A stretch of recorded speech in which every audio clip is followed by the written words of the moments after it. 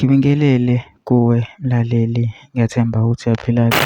Mina ngizocela kuwe-ke laphana-ke ukuthi-ke uma ngabe usamusha-ke kulona-ke leli khasi-ke leli-ke wenze nje okulungile-ke ungixhase-ke ucindezele-ke ibhathini o-subscribe nje akubizi imali, kumahhala nje ukhishwe nesenti-ke lemnyama-ke leli-ke kwenziwazi phela ukuthi-ke uqhubeke uthole nezinye-ke iy'ndaba-ke ezintsha-ke nje engizobe ngikufakela zona-ke kulona-ke ikhasi-ke leli-ke kusukela-ke manje-ke ukuze ngakuphothela izindawo ezintsha manje ngabe ucindezela-ke ibhathini u-subscribe njengamanje-ke.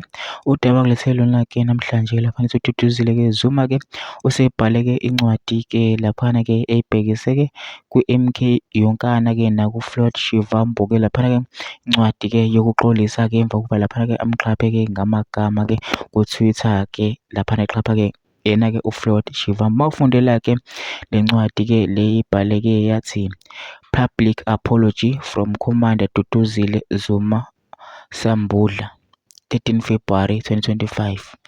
To the Secretary General of Umkhonto weSizwe, my comrade Floyd Shivambu, President Jacob Zuma, party members, supporters, and the people of South Africa, I sincerely apologize for my recent public post on Twitter, which have caused offense, division, and destruction within the Umkhonto weSizwe party and beyond. It was never my intention to undermine the principles of unity, respect, and discipline that are the foundation of our movement. I acknowledge that my words and actions have violated the party disciplinary code of conduct, and I deeply regret any harm they may have caused. I take full responsibility for my statement and commit to upholding the values and integrity of Umkhonto weSizwe moving forward. Furthermore, I extend my formal and unreserved apologies to all structures I served in, including the South African Parliament and the Southern Caucus of the Pan-African Parliament. I remain committed to working towards unity, progress, and total liberation of our people. I humbly ask for the understanding and forgiveness of my fellow comrades and the South African public. I assure you that I will reflect on this moment and use it as an opportunity for growth, discipline, and renewed commitment to the party's mission.